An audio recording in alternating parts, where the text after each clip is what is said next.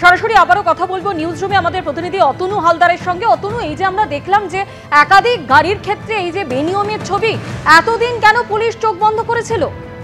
দেখো, এটাই সব থেকে প্রশ্ন উঠছে। তার কারণ হচ্ছে কলকাতা পুলিশের হয়ে এই গাড়িগুলো চলছিল।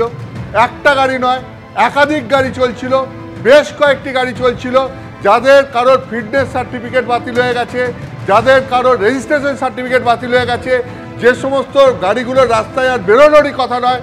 এখন প্রশ্ন উঠছে, তাহলে কলকাতা পুলিশের যে সমস্ত ডিপার্টমেন্টের হয়ে এই গাড়িগুলো চলছিল, সেই সমস্ত ডিপার্টমেন্টের কর্তা ব্যক্তিরা এই গাড়িগুলোকে বের হতে দিচ্ছিলেন কিভাবে? যে কলকাতা পুলিশের তো এই গাড়ি দেখার জন্যে আলাদা দায়িত্বপ্রাপ্ত সব অফিসাররা আছেন, তারা কি করছিলেন? তারা কিভাবে এই বেআইনিভাবে গাড়িগুলোকে রাস্তায় নামার অনুমতি দিচ্ছিলেন?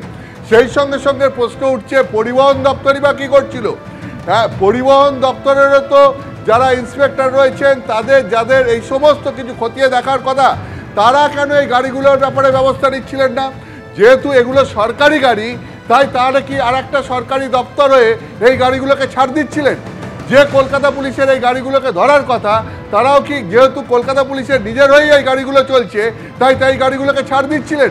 ফলে আজকে গোটা বিষয়টা সামনে আসার পর যে অস্বস্তিকর অবস্থা তৈরি হয়েছে কলকাতা পুলিশের এবং পরিবহন দপ্তরের, তার জন্য যে অফিসাররা দায়ী, তাদের বিরুদ্ধে কি কলকাতা পুলিশ বা পরিবহন দপ্তর কোনো ব্যবস্থা নেবে?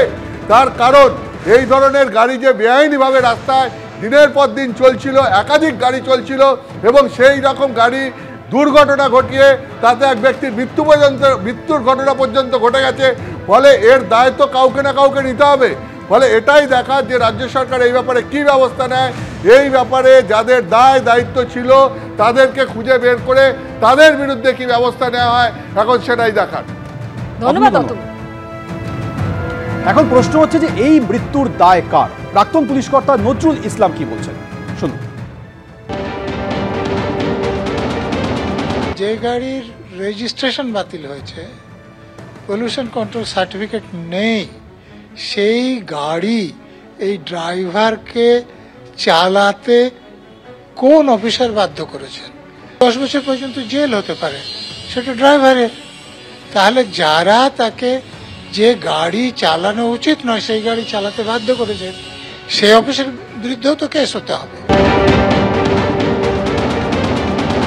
প্রশাসনিক বিষয়, এটা বহু জায়গায়, সব জায়গাতেই কার্যত এই ধরনের থাকে। মানে কোথাও কেউ কোনো জায়গায় একটু ফেল হয়ে গেছে বা কি, এগুলো একটা মনিটরিংয়ের বিষয়, প্রশাসনিক বিষয়। তো শুভেন্দু অধিকারীর কনভয়তে চণ্ডীপুরে একজন মারা গেল, সে তো সেই কনভয়তেই মারা গেছিল। তো সুতরাং মানে কোন গাড়িগুলো মোটামুটি ভালো কন্ডিশনে থাকলে, টেকনিক্যাল কি আছে, কোন ডেটে কি আছে, সেটা পরের কথা।